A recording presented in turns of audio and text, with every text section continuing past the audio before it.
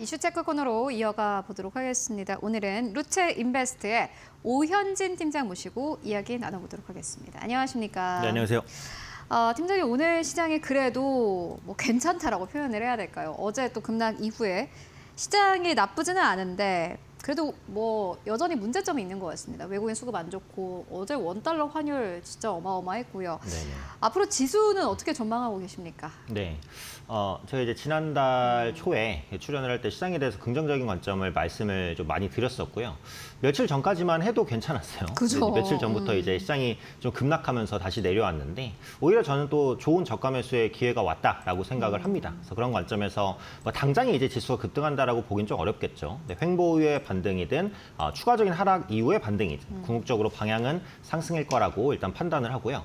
항상 주식시장에서는 이제 평균회계 원칙이라는 것을 생각해 보셨으면 좋겠어요. 그러니까 국내 증시와 미증시가 어마어마한 디커플링을 보였다가 이제 올해 초에 잠깐 국내 증시가 이제 미증시를 상회하는 그런 성과를 냈었잖아요. 근데 지금 다시 한번 주가가 하락하면서 미국과의 수익률 격차가 또 벌어진 상황입니다. 그래서 이 부분은 좁히는 과정을 분명히 진행을 할 거예요. 그래서 국내 증시가 아주 저평가 구간에 그렇게 오랫동안 머물렀던 정도는 별로 없습니다. 근데 지금 PBR이 어쨌든 0.9배 이하로 내려와 있기 때문에 다시 한번 저평가라고 말할 수 있는, 자신 있게 말할 수 있는 위치까지는 왔어요. 그래서 지금 이제 매수할 종목 있으신 분들은 또 분할로 접근하셔도 괜찮다고 말씀드리고 싶고요. 특히 반도체와 자동차주가 이제 관세 리스크 때문에 굉장히 많이 흔들렸는데 지금 업황 자체로만 보면 그렇게 나쁘진 않거든요. 그래서 반도체는 특히 레거시 반도체 부분이 회복된다는 게 상당히 고무적입니다. 이게 삼성전자가 레거시 반도체에 대한 매출 비중이 높죠. 그래서 DDR5 메모리 가격이 반등했고 DDR4 메모리 가격도 반등을 합니다. 그리고 중국이 소비 부양 정책을 시행을 하고 있기 때문에 이런 부분들은 노트북이라든지 뭐 스마트폰에 대한 수요 개선으로 연결이 되거든요. 그래서 반도체 업황은 분명히 개선되고 있다고 말씀드리고 싶고, 자동차 같은 경우에는 지금 관세에 대한 충격을 분명히 받았어요. 그리고 현대차가 미국에서 31조 정도 투자한다고 했는데 그에 따른 인센티브나 이런 부분이 나온 게 없잖아요. 분명히 어떤 방식으로든 나올 겁니다. 그래서 지금 시행되는 25% 관세가 앞으로 계속될 거야? 저는 그렇게 생각하지 않아요. 분명히 진전된 협의가 있을 거니까 너무 크게 걱정하지 마시고, 최근 시행하고 있는 뭐 UAM이라든지 로보틱스 분야의 뭐 투자 이런 부분에 대한 성과도 나올 것으로 보이니까요. 현대차 그룹주에 대한 관심도 분명히 필요하다. 결국 반도체와 자동차가 다시 올라간다면 내 지수도 재반등을 시도할 것이다라고 보고 있고요. 외국인 투자자 수급이 올해 초에는 괜찮았어요. 맞아요. 근데 이게 최근에 며칠 동안 안 좋아진 거잖아요. 그래서 이게 외국인이 떠났다 이렇게 생각하실 필요는 없을 것 같고, 저는 2분기 정도면 다시 외국인 수급이 돌아올 거라고 봅니다. 지금 원달러 환율이 굉장히 높잖아요. 근데 그렇다고 1,500원까지 뚫을 것이냐? 그렇게 보진 않아요. 그럼 환율은 현재 고점 수준에서 유지되거나 아니면 현재 수준에서 고점을 찍고 완만하게 하락하거나 둘 중에 하나일 것 같은데, 외국인 입장에서는 환율 보고 투자하기에 나쁘지 않거든요. 그래서 미국보다는 한국 증시의 가격 매력이 분명히 있기 때문에 외국인 투자자 2분기에는 돌아올 거라고 보고요. 또 최근에 시장이 급락할 때 또 구원투수로 작용한 게 연기금입니다. 그렇죠. 그래서 연기금은 시작 하락할 때마다 사잖아요. 그래서 올해 연기금의 국내 주식 목표 비중이 14.9%인데 아직 못 채웠어요. 그래서 최소한 10조 원 정도는 매수 여력이 있거든요. 그래서 하락할 때마다 연기금이 사줄 수 있으니까 이런 부분들도 지수의 하단을 튼튼하게 할 것이다라고 판단하고 있습니다. 네, 사실 원달러 환율이 어제 좀 문제였습니다. 금융위기 이후로 원달러 환율이 최고치까지 올랐는데 이러한 상황 속에서 사실 외국인들의 수급이 더 이상 들어올 것이 없냐라고 봤을 때는 전혀 아닙니다. 여전히 한국 증시는 가격적인 메리트가 있기 때문에 앞으로도 기대를 해볼 수 있겠다라고 결론 짓고 가고요. 다만 공매도 재개는 네. 사실 공매도가 재개되기 전까지는 많은 증권사에서 이야기를 하는 게 외국인들의 수급이 들어오는 게 좋다. 네네. 롱숏 전략을 모두 다 하니까 이제 그만큼 자금이 들어올 거다라는 이야기 나오고 있는데, 공매도는 어느 정도 영향 보십니까? 그러니까 저도 이제 그 말에 동의를 하는데 네. 그게 단기간에 나오는 건 아니고 그죠? 이제 공매도가 네. 시행된 다음에 이제 시간이 지나야 되는 거잖아요. 그래서 지금 공매도 시행 후에 주가가 급락했으니까 뭐 증권사에 방금 말씀하신 이런 전망이 틀렸다. 이건 아닙니다. 그래서 이건 시간이 지나면서 나올 효과라고 보고요. 또 공매도가 시행되기 전에 우리나라 증시가 좀 두드려 맞았잖아요. 그래서 그 부분이 관세, 뭐 공매도, 미국 소비 심리 둔화, 여러 가지 국내 정치적 불확실성 여러 가지가 섞이면서 급락이 선제적으로 나왔기 때문에 이제 공매도가 시행된 상황에서는 악재의 실현이라고도 볼 수 있습니다. 그래서 공매도 너무 크게 걱정하지 마시고요. 다만 이제 어제 같은 경우 공매도가 좀 많이 나오긴 했죠. 대차 잔고가 증가한 종목군들 위주로 나왔으니까 그런 종목군들은 주의하실 필요는 있을 것 같아요. 근데 예전처럼 그 불법 공매도를 하기 좋은 환경은 절대 아니잖아요. 그래서 한국거래소가 중앙점검 시스템을 도입을 했습니다. 그래서 공매도 투자자의 잔고를 좀 관리하면서 이런 불법 공매도를 하지 못하게 하는 시스템이 구축이 됐으니까 뭐 예전만큼 그렇게 무분별한 공매도가 나오지는 않을 것 같아요.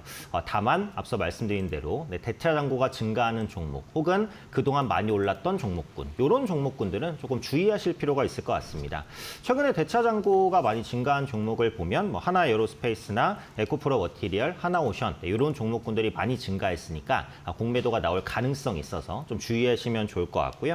주가 상승폭이 컸던 방산 로봇 섹터도 일단 공매도의 표적이 될 수 있습니다. 다만 이것은 이제 특정 종목이나 섹터에 한정되는 얘기지 지수 전체에 영향을 미친다라고는 보지 않으니까 지수에 대한 걱정은 너무 하지 말고 앞서 말씀드린 대로 외국인의 수급 개선 요것은 앞으로 점진적으로 나타날 겁니다. 이게 앞서 말씀드렸던 2분기 외국인 수급 개선과도 연결되는 이슈이기 때문에 공매도는 궁극적으로 외국인 수급에 우호적일 것이다라고 생각합니다.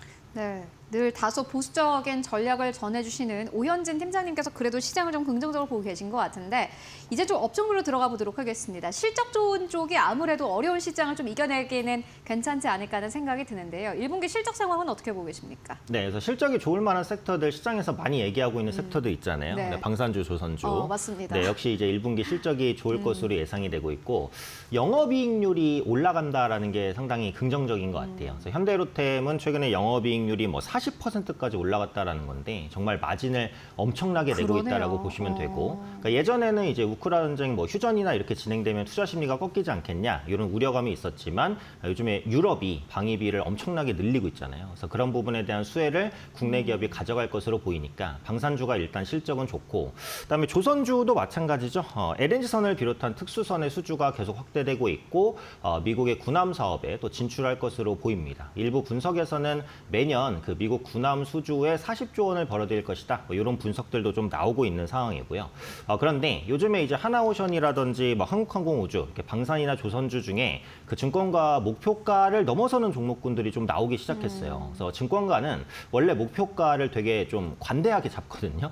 근데 그런데도 불구하고 그 목표가를 넘어서고 있다는 것은 어쨌든 시장이 약간의 고평가 부담감을 느끼고 있는 것이 아니냐 이렇게 말씀드리고 싶고 앞서 언급드린 대로 이제 공매도의 표적이 될 가능성도 있긴 하거든요. 그래서 방산주와 조선주는 실적은 괜찮지만 신규 접근하기에는 약간 부담스러울 수 있다라고 보고 1분기 실적이 괜찮을 것으로 보이는 섹터 중에 접근 가능할 만한 섹터가 저는 통신주라고 보는데 국내 통신 3사가 모두 다 1분기에 전년 동기 대비해서 일정 부분의 이익 개선을 시현할 것으로 보여지고 있습니다. 그래서 지금은 이동통신이랑 이제 그 무선통신 이런 부분에 많이 그 이익이 집중돼 있지만 앞으로는 AI라든지 데이터 센터를 비롯한 비통신 사업 부분의 성과가 꾸준하게 좀 나올 것 같고요.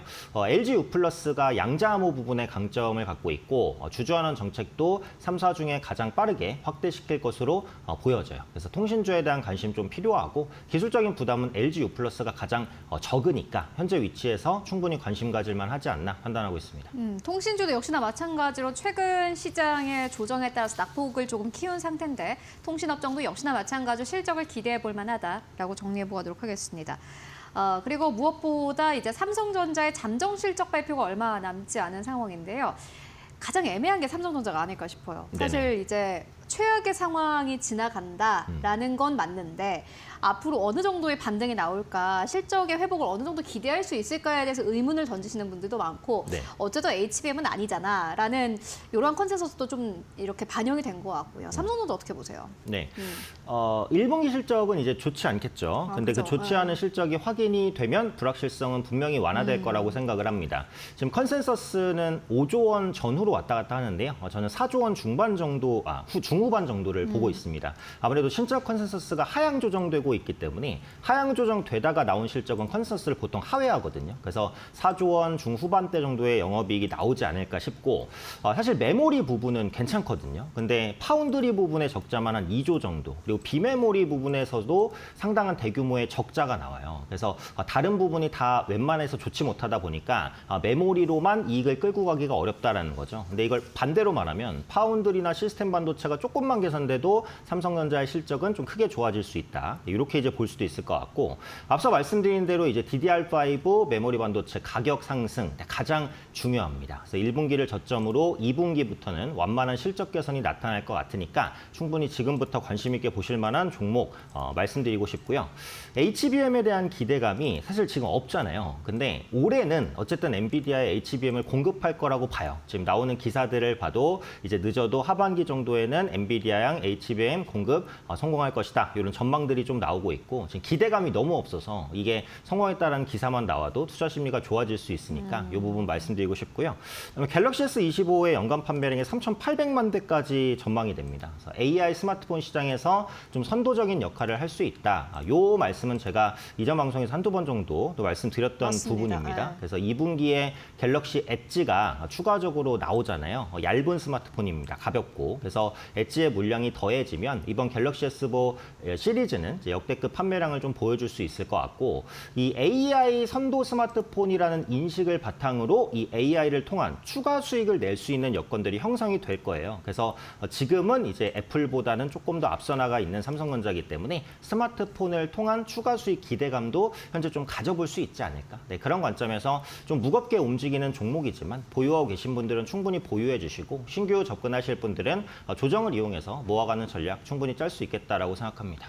삼성전자의 주가는 어떻게 봐도 사실은 낮은 위치에 좀 현재 있습니다. 그렇기 때문에 앞으로도 주가의 흐름을 함께 체크해 보시면 좋을 것 같고요. 이외에 또 실적 모멘텀 있는 종목들은 어떤 것들 보고 계십니까? 그래서 실적 모멘텀이 있으면서도 기술적 부담이 적은 기업들을 한번 찾아보니까 일단은 LG전자인데 이게 어떻게 보면 좀 애증의 종목이거든요. 개인 투자분들께서 그죠. 좋아하시지만 수익이 잘 안 나는 그런 종목인데 정말 많이 빠졌습니다. 충분히 1분기 실적을 기반으로 해서 좀 반전할 수 있는 모멘텀이 있지 않을까 싶고 1분기 영업이익은 1.3조 원으로 전년 동기 수준이 전망이 돼요. 그래서 프리미엄 가전 판매가 꾸준히 확대되는 부분 요즘에 데이터 센터에 냉각기를 공급하고 있는데 이 냉각기 부분의 매출이 굉장히 좋습니다. 그래서 마이크로소프트와 협업해서 이 AI 시장에 또 신규 진출하는 모습들 나타나고 있기 때문에 LG전자에도 AI 관련된 모멘텀을 좀 플러스 알파로 줄 수 있지 않을까 이렇게 말씀드리고 싶고요. 두 번째는 CJ 프레시웨이입니다. 그래서 그룹사 내 공급 물량이 꾸준히 증가하는 모습인데 이제 1분기 영업이익이 110억 전년 동기 대비 개선될 것으로 보이고요. 그룹사 물량이 꾸준하게 증가하면서 안정적인 실적을 내고 있습니다. 인천공항의 푸드코드 사업 진출로 성장 동력을 확보를 했고요. 물가가 좀 높기 때문에 이 단체 급식 사업이 요즘에 호조를 보인다고 해요. 그래서 이에 따른 수혜를 또 CJ 프레시웨이가 누릴 수 있을 거라고 생각합니다. 그래서 네. 프리어닝 시즌으로 들어가기 때문에 1분기 실적 개선 종목군들 꾸준히 체크하시면 좋을 것 같습니다. LG전자, CJ 프레시웨이 함께 만나보고 왔습니다. 지금까지 오현진 팀장과 함께 이야기 나눠봤습니다. 말씀 고맙습니다. 감사합니다.